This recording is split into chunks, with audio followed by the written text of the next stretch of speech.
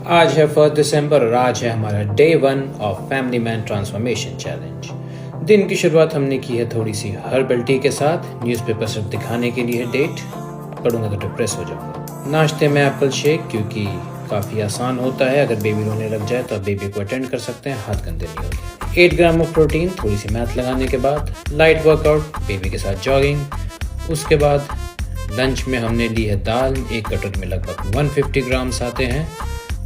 And rules के हिसाब से replacing this protein powder with this घर का खाना, protein calculates to the amount you see on the screen right now. Workout quite frankly guys हम आज प्रॉपरली कर नहीं पाए बिकॉज हमारी बेबी ने स्लीप त्याग दी है and unexpected work got in the way. But hey, that's life. You can not work out every day and you don't need to work out every day.